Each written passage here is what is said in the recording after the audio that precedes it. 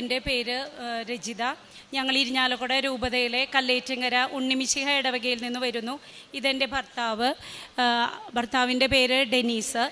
ഞങ്ങൾ കുവൈറ്റിലാണ് ഫാമിലിയായിട്ട് താമസിക്കുന്നത്. ഞങ്ങൾക്കൊരു മകനാണുള്ളത്. ആൾ 22 വർഷമായിട്ട് അവിടെയാണ്. ഞാനും മകനും ഒരു 12 വർഷമായിട്ട് അവിടെയാണ്.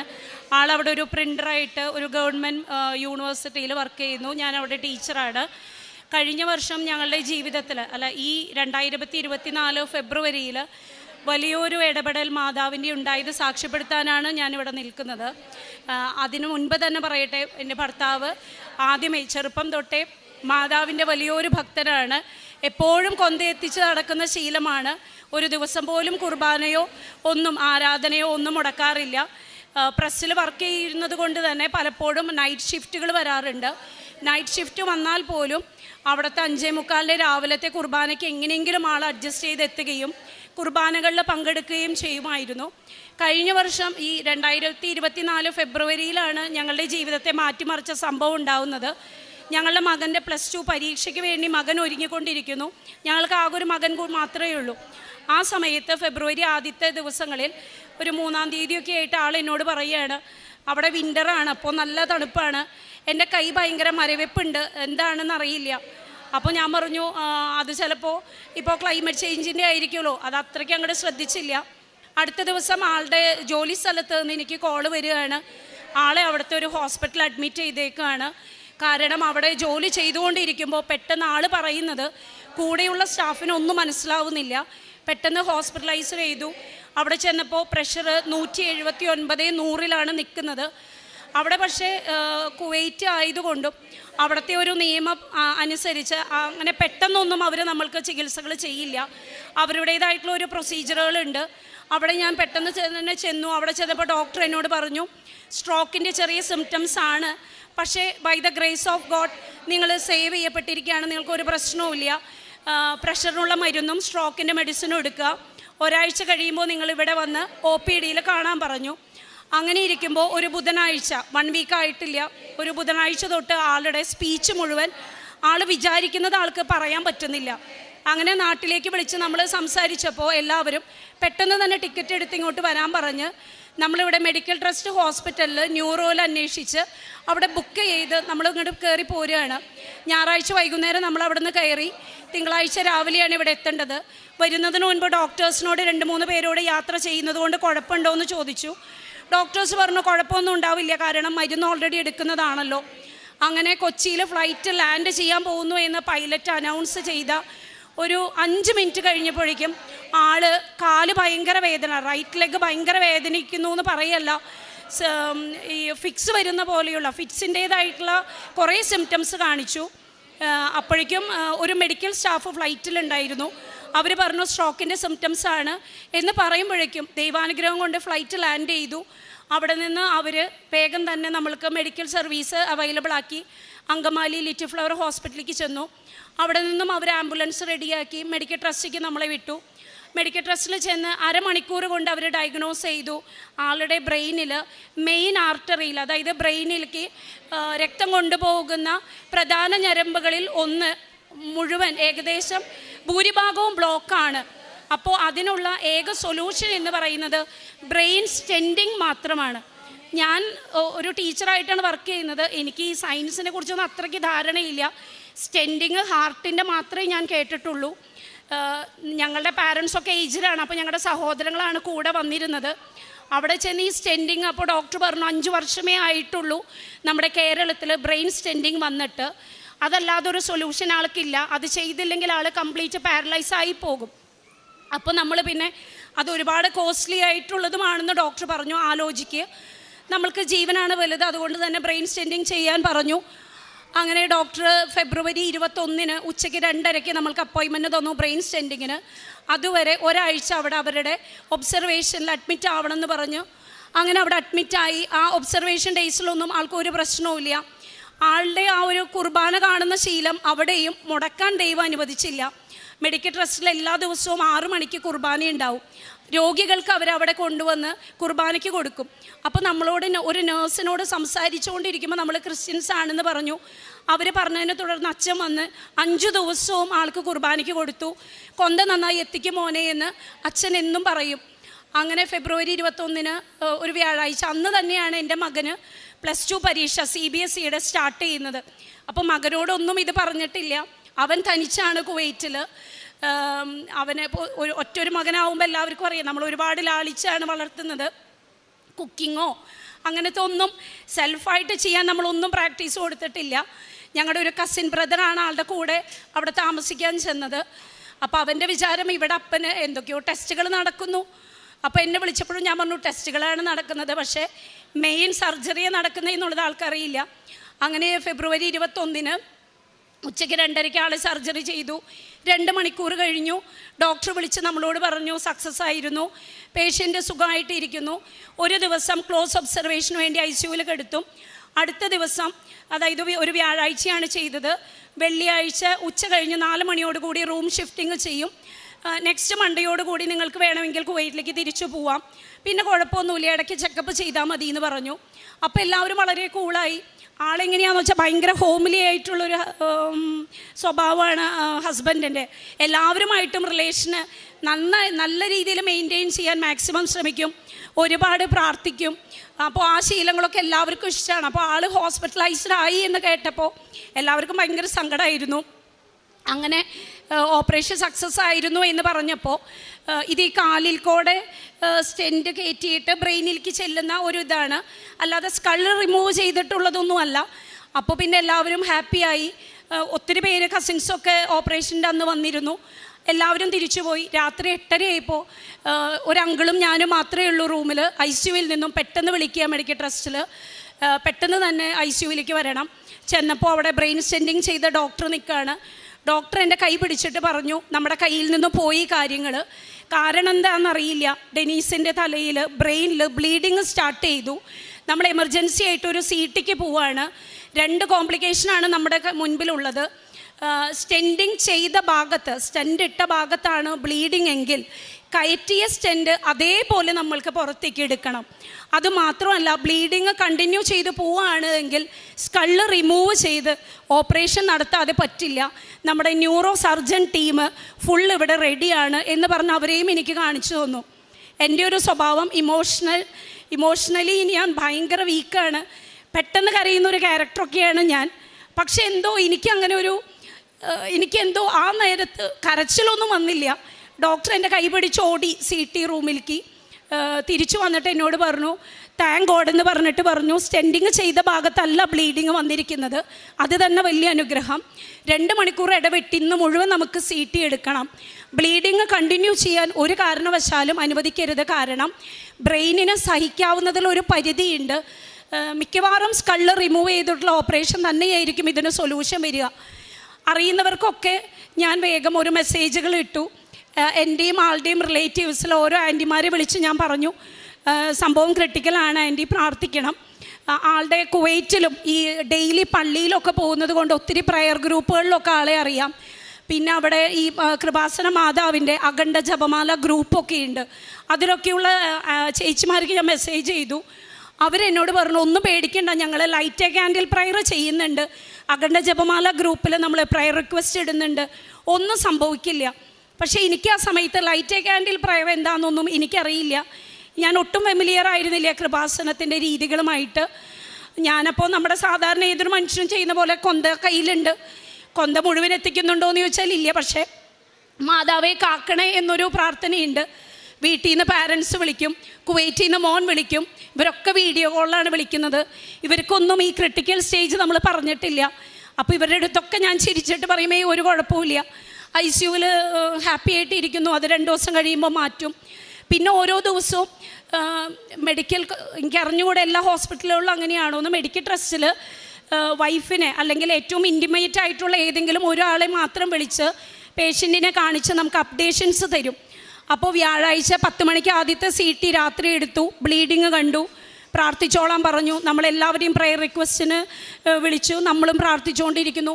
12 മണിക്ക് പോകുമ്പോൾ ഡോക്ടർ എന്നോട് പറഞ്ഞു, ഡോക്ടറുടെ ഭാഷയിൽ ഡോക്ടർ പ്രാർത്ഥിച്ചോ എന്നല്ല എന്നോട് പറഞ്ഞത്, നമ്മുടെ കയ്യിൽ നിൽക്കാത്ത കുറച്ച് കാര്യങ്ങളുണ്ട്, അപ്പോൾ എന്താണെന്ന് വെച്ചാൽ ചെയ്തോ, അതായത് പ്രാർത്ഥിച്ചു എന്ന് തന്നെയാണ് എനിക്ക് ആ ഡോക്ടറെ മനസ്സിലായത്.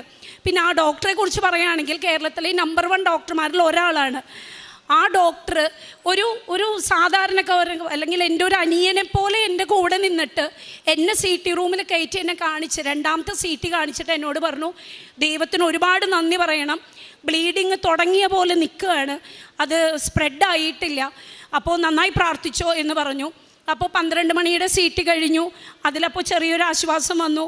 പിന്നെ അതിൻ്റെ ഇടയ്ക്ക് വീണ്ടും 2 മണിക്ക് വിട്ടു. അപ്പോഴും ബ്ലീഡിങ് അതുപോലെ തന്നെ. പിന്നെ 6 മണിക്ക് അവരെടുത്തുള്ളൂ CT. 6 മണിക്ക് എടുത്തപ്പോഴും ബ്ലീഡിങ് രാത്രി 8:30 ഉണ്ടായിരുന്ന അതേ ലെവലിൽ തന്നെയാണ് നിൽക്കുന്നത് എന്ന് പറഞ്ഞു. അതിനുശേഷം വെള്ളിയാഴ്ച ഒരു ഗ്രൂപ്പ് ഓഫ് ഡോക്ടേഴ്സാണ് പിന്നെ ആളെ നോക്കിക്കൊണ്ടിരിക്കുന്നത്. ആ ഡോക്ടേഴ്സ് വിളിച്ചിട്ട് എന്നോട് പറയുകയാണ്, ഡെനീസിൻ്റെ റൈറ്റ് സൈഡ് കംപ്ലീറ്റ് തളർന്നു, സംസാരിക്കാനുള്ള കഴിവും പൂർണ്ണമായിട്ടും നഷ്ടപ്പെട്ടു.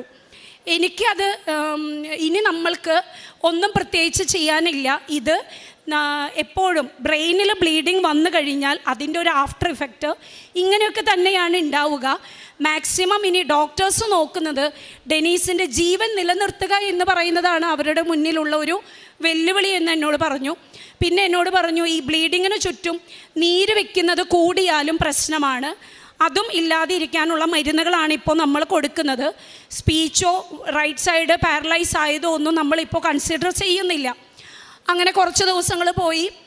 അപ്പോഴും ഡെനീസിന് എല്ലാ ദിവസവും അച്ഛന്മാർ ഈ കുർബാന കഴിയുമ്പോൾ ICUവിലുള്ള പേഷ്യൻസിനെയും നമ്മൾ റിക്വസ്റ്റ് ചെയ്താൽ അവർ പോയി ബ്ലെസ് ചെയ്ത് പ്രാർത്ഥിക്കും. അങ്ങനെ എല്ലാ ദിവസങ്ങളിലും അവിടുത്തെ അച്ഛൻ പോയി ബ്ലെസ് ചെയ്ത് പ്രാർത്ഥിക്കാറുണ്ട്. അങ്ങനെ വ്യാഴാഴ്ച ഈ സർജറി കഴിഞ്ഞു, വെള്ളി കഴിഞ്ഞു, ശനിയാഴ്ച രാവിലെ ഞാൻ മെയിൻ ഡോക്ടർമാർ എല്ലാ ഡോക്ടേഴ്സും അവിടെ വിസിറ്റ് ചെയ്തതിന് ശേഷം പേഷ്യൻറ്റിനെ ബൈസ്റ്റാൻഡറെ ഉള്ളിൽ വിളിച്ച് കാണിക്കും. അപ്പോൾ അതൊരു 11 മണിയൊക്കെ ആകുമ്പോഴാണ് നമ്മൾ സാധാരണ വിളിക്കുന്നത്. ഞാൻ വേറൊന്നും ചെയ്യാനില്ലാത്തതുകൊണ്ട് കൊന്തയും ചൊല്ലി അതിൻ്റെ മുൻപിൽ ഒരു 9 മണി തൊട്ട് തന്നെ അവിടെ നിൽക്കും. അങ്ങനെ അവിടെ നിൽക്കുന്ന സമയത്താണ് ഒരു ചേച്ചി വന്ന്, അല്ലെങ്കിൽ എൻ്റെ പ്രായമുള്ളൊരു ലേഡി വന്ന് എന്നോട് ചോദിച്ചു, കൃപാസനം തൈലം ഉണ്ടോ കയ്യിലെന്ന്. അപ്പോൾ ഞാൻ, ഇല്ല എൻ്റെ കയ്യിലൊന്നുമില്ല. അപ്പോൾ തലേ ദിവസം കൃപാസനത്തിൽ ഒരു കൊന്ത, ഗ്രേ കളർ കൊന്ത ഒരു കസിൻ ഫ്രണ്ട് കൊണ്ടുവന്ന് തന്നിരുന്നു. അവരെന്നോട് അത് പ്രത്യേകം പ്രാർത്ഥിക്കുക എന്ന് പറഞ്ഞ് അത് ചൊല്ലി ഞാൻ പ്രാർത്ഥിച്ചുകൊണ്ടിരിക്കുമ്പോഴാണ് ഈ സ്ത്രീ വന്ന് എന്നോട് കൃപാസന തൈലത്തെക്കുറിച്ച് പറയുന്നത്. അപ്പോൾ ഞാൻ പറഞ്ഞു, ഇല്ല എൻ്റെ കയ്യിൽ തൈലം ഇല്ല. അപ്പോൾ എന്നോട് പറഞ്ഞു, പകർത്തി തരാൻ എൻ്റെ കയ്യിൽ പാത്രമോ അങ്ങനെ ഒന്നുമില്ല, കൈ കാണിക്കാമോ എന്ന് ചോദിച്ചു. ഞാൻ എൻ്റെ വലത്ത് കൈ കാണിച്ചു. അതിലേക്ക് അവർ കുറച്ച് ഡ്രോപ്പ് ഒഴിച്ചു. ഞാൻ അത് പിടിച്ച് നിൽക്കുമ്പോൾ ഈ എണ്ണ കൈയുടെ സൈഡിൽ കൂടെ ഒക്കെ ഒലിക്കുകയാണ്. 9 മണിയായിട്ടുള്ളൂ. 11 മണിയാകുമ്പോഴേക്കും ഈ എണ്ണയൊന്നും ഈ തൈലമൊന്നും എൻ്റെ ഭർത്താവിൽ പ്രവർത്തിക്കില്ലല്ലോ മാതാവേ എന്ന് ഞാൻ വിചാരിച്ച് പെട്ടെന്ന് എനിക്ക് തോന്നി, ആ കൊന്ത ആ തൈലത്തിൽ ഒന്ന് റോൾ ചെയ്തെടുക്കാം, കൊന്തയിലായാൽ അത്രയായല്ലോ എന്ന് വിചാരിച്ച് ആ കൊന്തയിൽ ഞാനത് തൈലം മുഴുവൻ, ഈ ഒലിച്ചിങ്ങനെ ഇറങ്ങുന്ന തൈലം മുഴുവൻ ഞാൻ പുരട്ടിയെടുത്തു. അന്ന് തന്നെ മെയിൻ ഡോക്ടർ വന്ന്, ആൾ 9 മണി കഴിഞ്ഞപ്പോൾ വന്നു, ആളെ കണ്ടു. പെട്ടെന്ന് തന്നെ എന്നോട് ഡെനീസിൻ്റെ ബൈസ്റ്റാൻഡർ വിളിക്കാൻ പറഞ്ഞു. ഞാൻ ചെന്നു. എന്നോട് പറഞ്ഞു സെയിം കാര്യങ്ങൾ തന്നെ, റൈറ്റ് സൈഡ് വീക്ക്നെസ് ആണ്, സംസാരിക്കില്ല. അത് കഴിഞ്ഞിട്ട് പെട്ടെന്ന് ആൾ പറഞ്ഞു, രജിത പോയി കണ്ടോളൂ എന്ന് പറഞ്ഞു. അപ്പോൾ കൂടെയുള്ള ജൂനിയേഴ്സ് പറഞ്ഞു, ഇല്ല മറ്റു ഡോക്ടേഴ്സ് കണ്ടിട്ടില്ല, 11 o'clock ആവണം ബൈസ്റ്റാൻഡേഴ്സിനെ കാണിക്കാൻ. എനിക്ക് അറിഞ്ഞുകൂടെ അന്ന് എന്തുകൊണ്ടാണ് ആ ഡോക്ടർ അങ്ങനെ പെട്ടെന്ന് തന്നെ റെസ്പോണ്ട് ചെയ്തത്. ആൾ ഇങ്ങനെയാണ് പറഞ്ഞത്, അതിനെന്താ, രജിത കണ്ടതുകൊണ്ട് മറ്റു ഡോക്ടേഴ്സ് കാണുന്നതിന് അതൊരു തടസ്സമല്ല, രജിത ഒരു 5 മിനിറ്റേ കാണുള്ളൂ, കണ്ടിറങ്ങിക്കോട്ടെ എന്ന് പറഞ്ഞു. അപ്പോൾ എൻ്റെ കൈയുടെ ഉള്ളിൽ ഒരു തുള്ളിയോടിയും ആ തൈലം ബാക്കിയുണ്ട്. ഓടി ചെന്ന് ഞാൻ ആളുടെ ഈ തലയിലും കയ്യിലും തളർന്ന ഭാഗങ്ങളിലൊക്കെ പുരട്ടി. അവിടുത്തെ നേഴ്സസും ഒരുപാട് ഹെൽപ്പ് ചെയ്തു എന്നെ. അപ്പോൾ ഞങ്ങളെല്ലാവരും ഫാമിലിയിൽ വചനം എഴുതി പ്രാർത്ഥിക്കുന്ന ഒരു ശീലം കോവിഡ് ടൈം തൊട്ട് നമുക്കുണ്ടായിരുന്നു. അപ്പോൾ നമ്മൾ ജ്ഞാനം 16:12 പിന്നെ അടയാളങ്ങളും അത്ഭുതങ്ങളും വീണ്ടും പ്രവർത്തിച്ച് അങ്ങേ കരബലം പ്രകടമാക്കണമേ എന്നുള്ള വചനവും എൻ്റെ ചേച്ചി എഴുതി 2 വചനങ്ങൾ കയ്യിൽ തന്നിരുന്നു. നന്നായി പ്രാർത്ഥിച്ചോ ചേച്ചി, ഒരുപാട് അത്ഭുതങ്ങൾ നടക്കുന്നതാണ് എന്ന് പറഞ്ഞു. അങ്ങനെ നമ്മളിത് പ്രാർത്ഥിച്ച് പിന്നെയുള്ള ദിവസങ്ങളിലൊന്നും ICUവിൽ തന്നെ ഒരു 10-18 ദിവസം കിടന്നു. മാറ്റങ്ങളൊന്നും വലിയ കാര്യമായിട്ടില്ല. റൂമിലേക്ക് കൊണ്ടുവന്നു. മാർച്ച് 14 ഡോക്ടർ എന്നെ വിളിച്ച് പറഞ്ഞു, ഇനി ഇവിടെ കിടത്തുന്നത് കൊണ്ട് വലിയ ഉപകാരമൊന്നുമില്ല. പിന്നെ ആ സമയത്ത് ആൾക്ക് ഭക്ഷണം കഴിക്കാൻ പറ്റില്ല. മൂക്കിലൂടെ ട്യൂബ് ഇട്ടിട്ട് ഈ ലിക്വിഡ് ഐറ്റംസ് ഫീഡായിട്ടാണ് പോയിരുന്നത്. ഇനി നിങ്ങൾ ഏറ്റവും വേഗം ഈ റൈറ്റ് സൈഡ് വീക്ക്നെസ് മാറാൻ വേണ്ടിയിട്ട് ഫിസിയോതെറാപ്പി അന്വേഷിക്കുക. അത് ന്യൂറോവുമായി ബന്ധപ്പെട്ട ഫിസിയോതെറാപ്പി ഹോസ്പിറ്റലുകളിലേക്ക് കൊണ്ടുപോകാനാണ് ഏറ്റവും നല്ലത് എന്ന് പറഞ്ഞു. അതിനുശേഷം അത് ന്യൂറോളജിസ്റ്റ് പറഞ്ഞു. ബ്രെയിൻ സ്റ്റെൻറ്റിങ് ചെയ്ത ഡോക്ടർ വിളിച്ച് എന്നോട് പറഞ്ഞു, കൊണ്ടുപോകുന്നതിന് മുൻപ് നമ്മൾ എമർജൻസി ഒരു CT കൂടി എടുക്കും. മെയിനായിട്ടൊരു കാര്യം ശ്രദ്ധിക്കേണ്ടത്, എല്ലാവർക്കും ബ്രെയിൻ സ്റ്റെൻറ്റിങ് ചെയ്ത് കഴിയുമ്പോൾ ആസ്പിരിൻ എന്ന് പറയുന്ന ഒരു ടാബ്ലറ്റ് ബ്ലഡ് ഫ്ലോയ്ക്ക് വേണ്ടിയിട്ട് കൊടുക്കേണ്ടതാണ്. ആ ടാബ്ലറ്റ് ആളിൽ ബ്ലീഡിങ് കണ്ടതുകൊണ്ട് അവർ ഇന്ന് വരെ കൊടുത്തിട്ടില്ല. അപ്പോൾ എങ്ങനെയാണ് ബ്രെയിനിൻ്റെ ഇപ്പോഴത്തെ സിറ്റുവേഷൻ എന്ന് നമുക്ക് അറിഞ്ഞുകൂടാ. നമ്മൾ CT എടുക്കുമ്പോൾ നമുക്ക് നോക്കാം എന്താണ് പറയുന്നത്, ഒന്നും ഉണ്ടാവില്ല എന്ന് തന്നെ വിചാരിക്കൂ എന്ന് പറഞ്ഞ് നമ്മൾ വിടുകയാണ് ചെയ്യുന്നത്. അപ്പോഴും ഞാൻ ആരുടെ അടുത്തും ഷെയർ ചെയ്യില്ലത്, എല്ലാവർക്കും ടെൻഷൻ കൊടുത്തിട്ട് കാര്യമില്ലല്ലോ. അപ്പോഴും മാതാവിനോട് തന്നെ പ്രാർത്ഥിച്ചു. അങ്ങനെ നമ്മൾ CT എടുത്തു. ഡോക്ടർ പറഞ്ഞു അവിടെയും അത്ഭുതം സംഭവിച്ചു. ആസ്പിരിൻ്റെ ടാബ്ലറ്റ് ഒന്നും കഴിച്ചിട്ടില്ലെങ്കിലും വേറെ പ്രശ്നങ്ങളൊന്നും ബ്രെയിനിൽ ഇതുവരെ പുതിയത് വന്നിട്ടില്ല. അങ്ങനെ മെഡിക്കൽ ട്രസ്റ്റിൽ നിന്ന് ട്യൂബോട് കൂടിയിട്ട് ആൾ കിടന്ന് പാരലൈസ് ആയിട്ടുള്ള ആ സിറ്റുവേഷനിൽ നമ്മൾ വൈക്കത്തേക്ക് ചെല്ലുകയാണ്. വൈക്കത്തുള്ള ഇൻഡോ അമേരിക്കൻ ഹോസ്പിറ്റലിൽ നമ്മൾ അഡ്മിറ്റായി. അവിടെ ചെന്ന് ഡോക്ടർ ഡിസൈഡ് ചെയ്തു അടുത്ത ദിവസം നമ്മൾ ഫിസിയോതെറാപ്പി സ്റ്റാർട്ട് ചെയ്യുമെന്ന്. അത് ഡിസൈഡ് ചെയ്തതിൻ്റെ അന്ന് അടുത്ത പ്രോബ്ലം, ആൾ കുഴഞ്ഞു പോവുകയാണ്. ആൾക്ക് നിൽക്കാൻ നമ്മൾ പിടിച്ചു നിർത്തിയാൽ പോലും നിൽക്കാൻ പറ്റുന്നില്ല. നോക്കിയപ്പോൾ പ്രഷർ ഒരുപാട് ലോ ആയിക്കൊണ്ടിരിക്കുകയാണ്. അങ്ങനെ ഡോക്ടർ പറഞ്ഞു പ്രഷർ ഇങ്ങനെ ലോ ആയാൽ ശരിയാവില്ല, ചെറുതായി ഉപ്പോ എന്തെങ്കിലും ആ ഫീഡിൽ ചെറുതായി കലക്കി കൊടുക്കുമെന്ന് പറഞ്ഞു. അപ്പോൾ നമ്മുടെ കയ്യിൽ കൃപാസനം, നമ്മളെ വിസിറ്ററായിട്ട് വന്ന ആരോ നമ്മുടെ കയ്യിൽ കൊണ്ടുവന്ന് തന്ന ഒരു കൃപാസനം ഉപ്പിൻ്റെ ചെപ്പുണ്ടായിരുന്നു. അപ്പോൾ ആളുടെ അമ്മച്ചി ആ ഉപ്പെടുത്ത് സിസ്റ്റർമാർ ഇനി ചീത്ത പറയോ എന്താണ് എങ്ങനെയാണെന്നൊന്നും അറിയാതെ പതുക്കെ ഇത് തുറന്നപ്പോൾ അവിടെ വന്ന നേഴ്സ് പറഞ്ഞു, കൃപാസനത്തിലെ ആണോ ആൻറ്റി, എന്നാൽ ഞാൻ വെയിറ്റ് ചെയ്യാം, വിശ്വാസ പ്രമാണമൊക്കെ നന്നായിട്ട് ചൊല്ലി പതുക്കെ ഇടും ഫീഡിൽ, ചേട്ടനെല്ലാം റെഡിയാവും.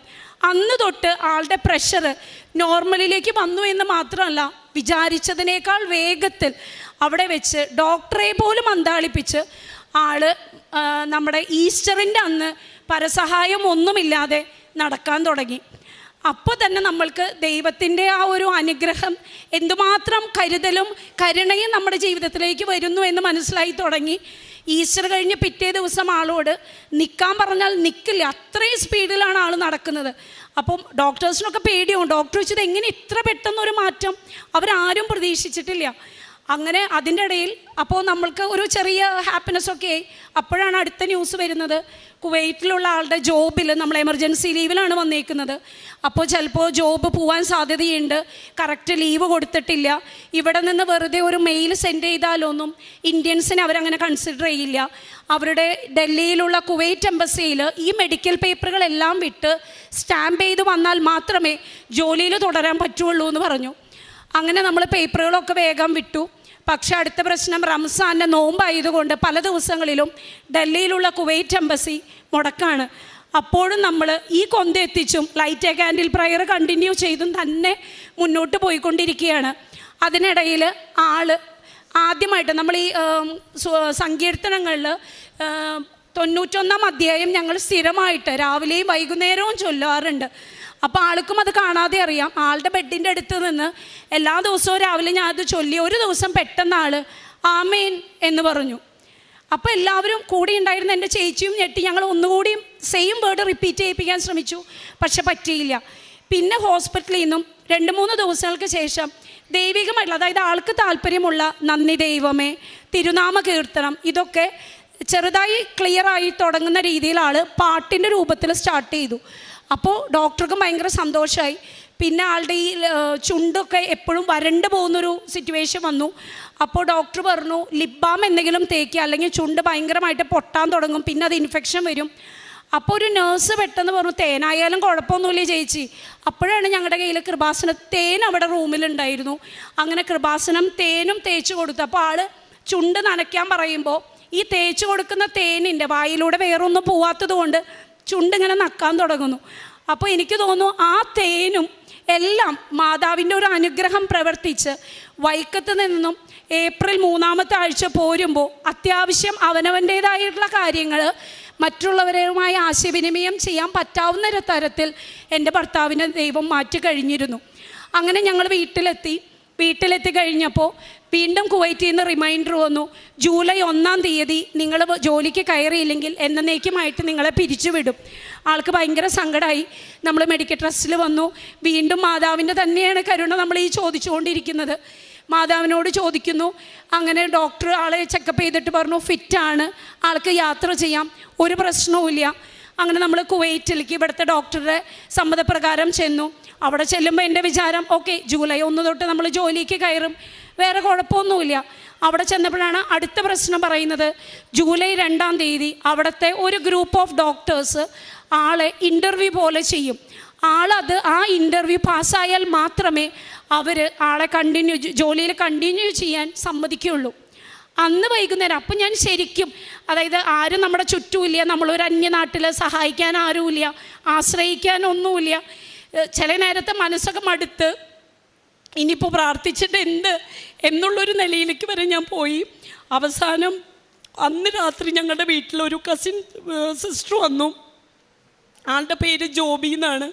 ആൾ വേറെ ഒന്നും എന്നോട് പറഞ്ഞില്ല. ഹസ്ബൻഡിനെ കണ്ടു. എൻ്റെ കയ്യിൽ വന്നിട്ട് ഒരു കൊന്തയും കൃപാസന മാതാവിൻ്റെ പ്രത്യക്ഷീകരണ പ്രാർത്ഥനയുടെ ആ പടമുള്ള ഒരു കൊന്ത ഇത് തന്നു എൻ്റെ കയ്യിൽ. അപ്പം ഞാൻ അത്രയും നാൾ എനിക്ക് സത്യം പറഞ്ഞാൽ കൃപാസനം എന്ന് കേൾക്കുമ്പോൾ ഒരു പേടിയാണ്. എങ്ങാനും ഉടമ്പടിയിൽ തെറ്റിപ്പോയാൽ എന്തിനാ വെറുതെ ഇനി ദൈവകോപം കൂടി വരുത്തി വെക്കണോ? അതുകൊണ്ട് പലപ്പോഴും ഉടമ്പടിയെക്കുറിച്ചൊക്കെ ആര് പറഞ്ഞാലും ഞാനത് അത്ര അങ്ങോട്ട് ശ്രദ്ധിക്കാൻ പോവാറില്ല. കൃപാസനത്തെ ഞാൻ അങ്ങനെ അങ്ങോട്ട് അവഗണിച്ചു എന്ന് തന്നെ എനിക്ക് പറയാൻ പറ്റും. ഒരിക്കൽ മെഡിക്കൽ ട്രസ്റ്റിൽ എൻ്റെ വായിൽ നിന്ന് തന്നെ വന്നു. ആരോ എന്നോട് പറഞ്ഞു കൃപാസനത്തിലെ ഒരു റിക്വസ്റ്റ് രജിത നേരിട്ട് ചെല്ലൂ എന്ന് പറഞ്ഞപ്പോൾ എൻ്റെ മനസ്സിൽ വന്നത്, ഞാനും മാതാവിനോട് തന്നെയല്ലേ പ്രാർത്ഥിക്കുന്നത്, ഇപ്പോൾ കൃപാസനത്തിൽ തന്നെ പോകണമെന്നുണ്ടോ? അതിൻ്റെ ഒന്നും ആവശ്യമില്ല, എനിക്കിപ്പോൾ കൃപാസനത്തിൽ തന്നെ പോകണമെന്നില്ല എന്ന് പറഞ്ഞ അതേ നാവ് കൊണ്ടാണ് മാതാവ് എന്നെ ഇവിടെ നിർത്തി സാക്ഷ്യം പറയിപ്പിക്കുന്നത്. അങ്ങനെ ആ സിസ്റ്റർ വഴി, ആ കസിൻ സിസ്റ്റർ വഴി ഞാൻ കസിൻ സിസ്റ്ററോട് ചോദിച്ചു, ഞാൻ ഓൺലൈൻ ഉടമ്പടി എടുത്താലോ, എനിക്ക് പേടിയാവുന്നു. അപ്പോൾ എന്നോട് ആൾ പറഞ്ഞു, ഒന്നിനും പേടിക്കണ്ട, എന്തിനാ പേടിക്കുന്നത്, ധൈര്യമായിട്ട് മോളെടുക്ക്, നമ്മളൊക്കെ ചെയ്യുന്ന എല്ലാ കാര്യങ്ങളും തന്നെയാണ് ഇതിലുള്ളത് എന്ന് പറഞ്ഞ് ഞാൻ ഓൺലൈൻ ഉടമ്പടി ജൂലൈ 3-ാം തീയതി എടുത്തു. അന്ന് തൊട്ട് ഞാൻ സാക്ഷ്യങ്ങൾ കേൾക്കുന്നതാണ്. അന്നാണ് ഉടമ്പടി ഉപ്പിനെ കുറിച്ചും ഉടമ്പടി തൈലം ഇതിനെക്കുറിച്ചൊക്കെ ഡീറ്റെയിൽഡ് ആയിട്ട് അറിയുന്നത്. ഉടമ്പടി ഉപ്പ് അന്ന് എൻ്റെ കയ്യിലിരിക്കുകയാണ്. അപ്പോൾ പിറ്റേ ദിവസം പോകുന്ന മെഡിക്കൽ ചെക്കപ്പിൻ്റെ പേപ്പറുകളുടെ കൂട്ടത്തിൽ ഞാൻ ആളോട് പറഞ്ഞു, ഒന്നും പേടിക്കണ്ട, ഈ ഉപ്പൊക്കെ ഞാൻ ഇട്ടിട്ടുണ്ട്. ആളുടെ വായിലും കുറച്ച് കഴിക്കാൻ കൊടുത്തു, വിശ്വാസ പ്രമാണവും ചൊല്ലി. കൂടെ പോയ ചേട്ടൻ എന്നോട് പറഞ്ഞത്, നമ്മളെ കയറ്റില്ല അവിടെ. ആ ഡോക്ടേഴ്സ് പറഞ്ഞത്, ഒത്തിരി ഡിപ്പാർട്ട്മെൻറ്റിൽ നിന്നുള്ള ഡോക്ടേഴ്സ് ഉണ്ടായിരുന്നു, ന്യൂറോ ഉണ്ടായിരുന്നു, ജനറൽ ഫിസിഷ്യൻ ഉണ്ടായിരുന്നു, അങ്ങനെ പലരും ഉണ്ടായിരുന്നു. അവർ പറഞ്ഞത് ആൾ സക്സസ് ആയി കംപ്ലീറ്റ് ചെയ്തു നമ്മുടെ ഇൻ്റർവ്യൂ സെഷൻ, ജോലിയിൽ കണ്ടിന്യൂ ചെയ്തോളൂ എന്ന് പറഞ്ഞു. അങ്ങനെ നമ്മൾക്ക് ജോലിയിൽ തിരിച്ച് കയറാൻ പറ്റി. അന്ന് മുതൽ ഞങ്ങളുടെ ജീവിതത്തിൽ, അല്ലെങ്കിൽ എൻ്റെ ജീവിതത്തെ മാതാവ് എന്താ പറയുക, അടിമുടി മാറ്റിമറിക്കാനായിട്ട് തുടങ്ങി. പിന്നെ ഞങ്ങൾക്ക് ഒരുപാട് കാശ് 2 ഹോസ്പിറ്റലുകളിലായിട്ടുണ്ടായി. അപ്പോൾ നമ്മൾ ഇൻഷുറൻസ് ഒരെണ്ണം ഉണ്ടായിരുന്നു, 6 മാസമേ ചേർന്നിട്ടായിട്ടുണ്ടായിരുന്നുള്ളൂ. ഇൻഷുറൻസുകാർ റിജക്റ്റ് ചെയ്തു, 10 പൈസ പോലും തരില്ല. കാരണം അവരുടെ കണ്ടുപിടുത്തത്തിൽ ഇത് കൊളസ്ട്രോൾ കൊണ്ട് ഉണ്ടായതാണെന്ന് അവർ വരുത്തി തീർക്കാൻ നോക്കി. ലാസ്റ്റ് അവരുടെ ഹെഡ് ഓഫീസിൽ നിന്ന് വരെ വിളിച്ച് എന്നോട് പറഞ്ഞു, മാമിന് ഇനി കേസിന് പോവാം, ഈ കാശ് 10 പൈസ കിട്ടലുണ്ടാവില്ല. അന്ന് ഞാനൊരു സാക്ഷ്യം കേട്ടു. ഒരു കുട്ടി പറയുകയാണ്, ഈ മാതാവിൻ്റെ പടത്തിൽ ഡേറ്റ് ഇട്ട് പ്രാർത്ഥിക്കാറുണ്ട് ആ കുട്ടിയെന്ന്. അപ്പം ഞാനും ഒരു ഡേറ്റ് ഇട്ട് മാതാവിനോട് പറഞ്ഞു. എനിക്ക് ഈ പാട്ടുകളിലെ ലിറിക്സൊക്കെ ഞാൻ ശ്രദ്ധിക്കുന്ന കൂട്ടത്തിലാണ്. അപ്പോൾ ഒരു പാട്ടിൽ ഞാൻ കേട്ടിട്ടുണ്ട്, ഞങ്ങൾ തന്നെ അഭിഭാഷകയായി പ്രാർത്ഥിച്ചിടണമേ അമ്മേന്ന്. അപ്പോൾ ഞാൻ ജോലിക്ക് പോയി കഴിഞ്ഞപ്പോൾ ഞാൻ കരഞ്ഞു തന്നെ പ്രാർത്ഥിച്ചു. വേറെ വക്കീലിനൊന്നും വെക്കാൻ എൻ്റെ കയ്യിൽ കാശില്ല, മാതാവ് തന്നെ എനിക്കൊരു വഴി കാണിച്ചു തരണം. ഞാൻ ഓഗസ്റ്റ് 2 എന്ന് പറഞ്ഞൊരു ഡേറ്റ് ഞങ്ങളുടെ വീട്ടിലുള്ള പടത്തിൽ ഞാൻ പെൻസിൽ കൊണ്ട് എഴുതിയിട്ടു. വിശ്വസിക്കുമോ എന്ന് എനിക്ക് അറിഞ്ഞുകൂടാ. സെപ്റ്റംബർ 2-ാം തീയതി ഞങ്ങൾക്ക് സ്കൂള് തുറക്കുകയാണ്. അപ്പോൾ ഓഗസ്റ്റ് 29-നൊക്കെ ഞങ്ങൾക്ക് പ്രിപ്പറേഷൻ വർക്ക്സാണ്. അന്ന് ഒരു തിങ്കളാഴ്ച ഞാൻ പോകുമ്പോൾ ഞങ്ങളുടെ ഈ ഇൻഷുറൻസ് ഏജൻറ്റിൻ്റെ മെസ്സേജ് വന്നു. അപ്പോൾ ഞാൻ വിചാരിച്ചു വീണ്ടും ഡിനൈ ചെയ്തു എന്നൊരു മെസ്സേജായിരിക്കും, ഇനിയിപ്പോൾ അത് നോക്കേണ്ട കാര്യമൊന്നുമില്ലല്ലോ എന്ന് വിചാരിച്ചു. ഓഗസ്റ്റ് 2-ന് തന്നില്ലല്ലോ മാതാവ്, എന്നാൽ പിന്നെ എനിക്കൊന്നും തരികയായിരിക്കില്ല എന്നാണ് എൻ്റെ ഉള്ളിൽ. എന്തായാലും മനസ്സിൽ തോന്നി അതൊന്ന് ഓപ്പൺ ചെയ്യാം. ഓപ്പൺ ചെയ്തു. ഞാൻ നോക്കി 50,000 രൂപയുണ്ട്. എന്നാലും എനിക്കൊരു സന്തോഷം തോന്നി.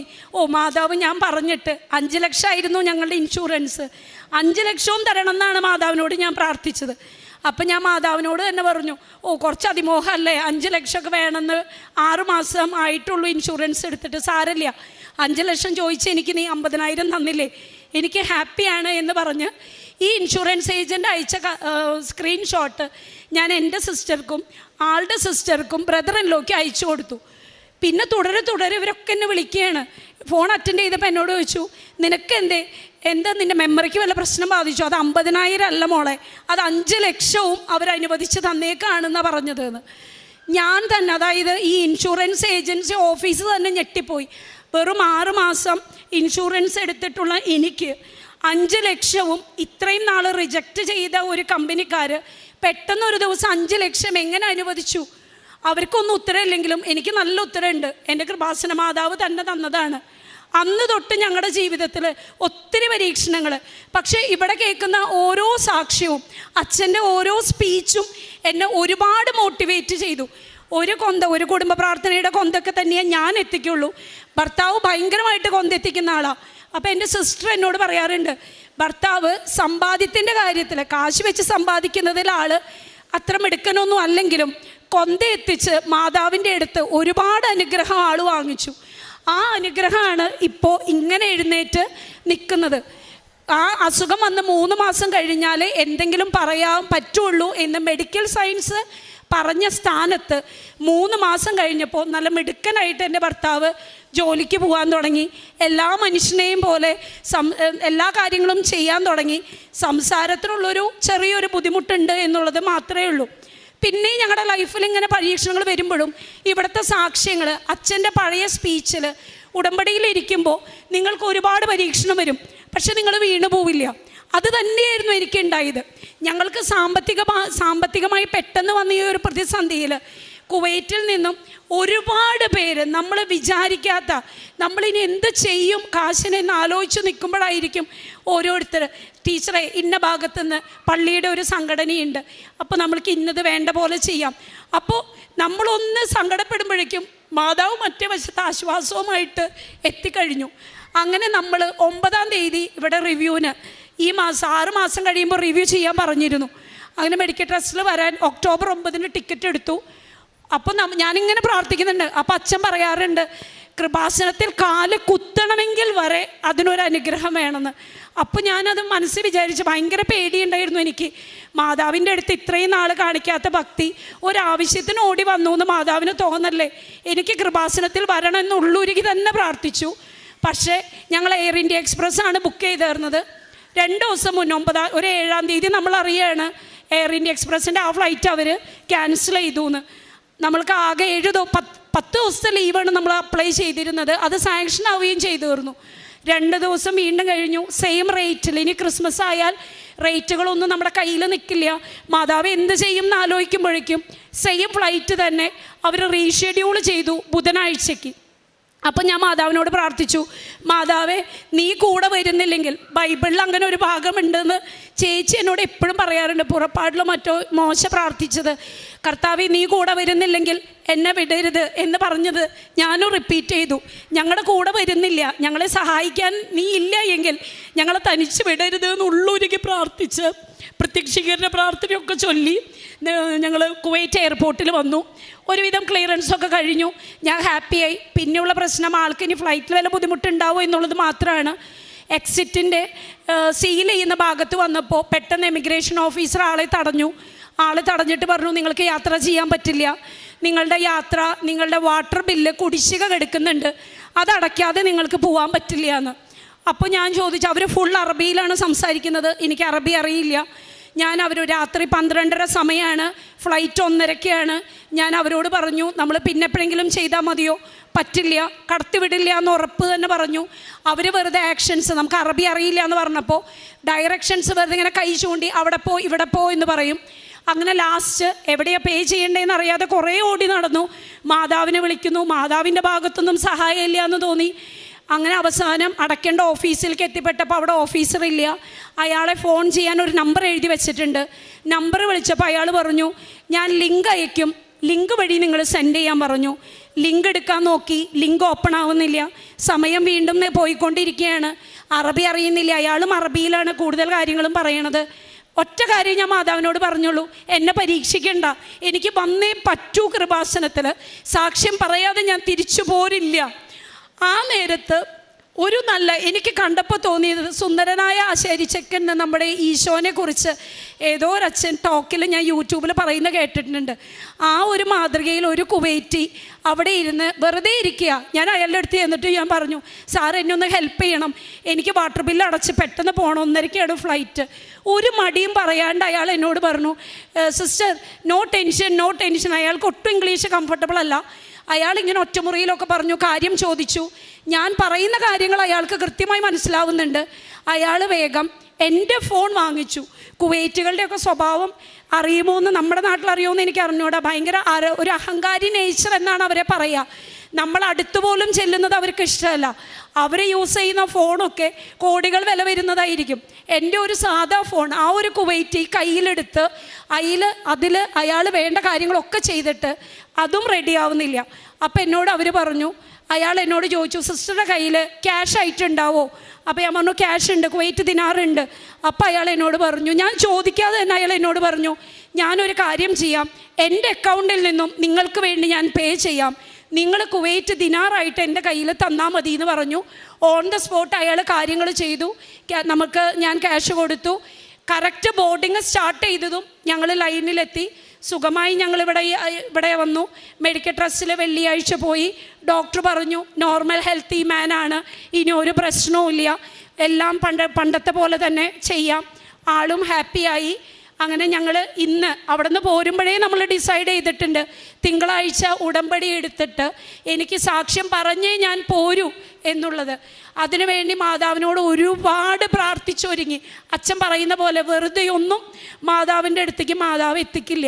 പിന്നെ എനിക്ക് കിട്ടിയ ഒരു അനുഗ്രഹം എന്ന് പറയുന്നത്, ഒരു കുടുംബ പ്രാർത്ഥനയിലെ കൊന്ത തന്നെ എങ്ങനെയെങ്കിലുമൊക്കെ എത്തിച്ച് അവസാനിപ്പിക്കുന്ന ദിവസങ്ങൾ എൻ്റെ ജീവിതത്തിൽ പലപ്പോഴും ഉണ്ടായിട്ടുണ്ട്. ഞാൻ ഈ സാക്ഷ്യങ്ങൾ കേട്ടിട്ട് എന്നും 3 മണിക്ക് എഴുന്നേറ്റ് 4 മണിക്കുള്ളിൽ 4 ജപമാലയും ചൊല്ലി പ്രത്യക്ഷീകരണ പ്രാർത്ഥനയും ചൊല്ലി പോയതിന് ശേഷം കരുണക്കൊന്തയും എത്തിച്ചിട്ടാണ് ഞാൻ ജോലിക്ക് പോകാൻ തുടങ്ങിയേക്കുന്നത്. അതുപോലെ ബൈബിൾ റീഡിങ് ഞങ്ങൾക്ക് ഉണ്ടായിരുന്നു ½ അവർ. എന്നാലും കുറച്ചുകൂടി ഇഷ്ടപ്പെട്ടുകൊണ്ട് വായിക്കാൻ തുടങ്ങി. അങ്ങനെ പിന്നെ ഞാൻ ചെയ്യുന്ന ഒരു കാരുണ്യ പ്രവൃത്തിയാണോ എന്താണെന്ന് എനിക്ക് അറിഞ്ഞുകൂടാ. കൃപാസനത്തെക്കുറിച്ച് എതിർക്കാൻ പറയുന്നവരോട് ഞാൻ ഒരുപാട് തർക്കിക്കാൻ തുടങ്ങി. ഞാൻ അവരെ പറഞ്ഞ് മനസ്സിലാക്കി, എനിക്കുണ്ടായിരുന്നൊരു ധാരണ മറ്റുള്ളവരിൽ വരരുത് എന്ന് വിചാരിച്ച്, ഇവിടെയുള്ളത് തട്ടിപ്പൊന്നുമല്ല, മാതാവിൽ കേന്ദ്രീകരിച്ച് സുവിശേഷത്തിൽ പറയുന്ന കാര്യങ്ങൾ അച്ഛൻ കൃത്യമായി പറഞ്ഞു തരുന്നു. വിശ്വസിച്ചാൽ നീ ദൈവമഹത്വം ദർശിക്കുമെന്ന് പറഞ്ഞിട്ടില്ലേ എന്ന് ബൈബിളിൽ പറഞ്ഞതൊക്കെ കൃത്യമായിട്ട് ഞങ്ങളുടെ ജീവിതത്തിൽ വന്നത് ഞാൻ എല്ലാവർക്കും, അറിയുന്നവരിൽ എല്ലാവർക്കും ഞാൻ പറഞ്ഞു കൊടുക്കുന്നുണ്ട്. എൻ്റെ ഹസ്ബൻഡിൻ്റെ സർജറി ചെയ്ത ഡോക്ടർ അവസാനം എന്നോട് പറഞ്ഞത്, ഞാൻ പഠിച്ച മെഡിക്കൽ സയൻസ് അല്ല ഡെനീസിൽ പ്രവർത്തിക്കുന്നത് എന്നാണ്. അതിൽ നിന്നും ഞാൻ വായിച്ചെടുത്തത് ശാസ്ത്രം തോറ്റെടുത്ത് ദൈവശാസ്ത്രം വിജയിച്ചു എന്നുള്ളതാണ്. ആ സമയത്ത് ഞാനൊരു അച്ഛൻ്റെ ഒരു സ്പീച്ച് കേട്ടിരുന്നു. ആ സ്പീച്ചിൽ ആ അച്ഛൻ പറയുന്നത്, നമ്മൾ വിചാരിച്ച പോലെ കാര്യങ്ങൾ നടന്നില്ലെങ്കിൽ പിന്നെ നിങ്ങൾ സെലിബ്രേറ്റ് ചെയ്തോളാനാണ് പറയുന്നത്, പിന്നെ നടക്കാൻ പോകുന്നത് ദൈവത്തിൻ്റെ പ്ലാനുകളാണ്. സത്യമാണ്, ദൈവത്തിൻ്റെ പ്ലാനുകളാണ് ഇന്ന് ഈ നിമിഷം വരെ ഞങ്ങളുടെ ജീവിതത്തിൽ നടന്നുകൊണ്ടിരിക്കുന്നത്. ഇപ്പോൾ അത്യാവശ്യം നന്നായിട്ട് ഹസ്ബൻഡ് പ്രാർത്ഥനയൊക്കെ നല്ല ഫ്ലുവൻ്റ് ആയിട്ട് എത്തിക്കും.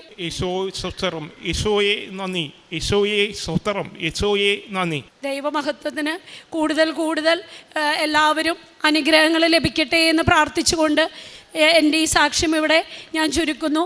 മാതാവിനും ഈശോയ്ക്കും പ്രത്യേകം നന്ദി പറയുന്നു. ഞാനും എൻ്റെ കുടുംബവും എല്ലാ കാലങ്ങളിലും ഞങ്ങളെ കൊണ്ടാവുന്ന വിധത്തിൽ ഞങ്ങളുടെ ജീവിതത്തിലുണ്ടായ ഈ അനുഭവം എല്ലാവരിലേക്കും എത്തിക്കുമെന്ന് ഞങ്ങളൊക്കെ ഉറപ്പ് വിചാരിച്ചിട്ടുണ്ട്. ഈശോയ്ക്ക് ഉറപ്പ് കൊടുത്തിട്ടുണ്ട്. ജീവിതകാലം മുഴുവൻ ഈ ഉടമ്പടിയിൽ തുടരുമെന്നുള്ളതോടൊപ്പം ഞാൻ മാതാവിന് ഓൺലൈൻ ഉടമ്പടിയിലേ കൊടുത്തിട്ടുണ്ട്.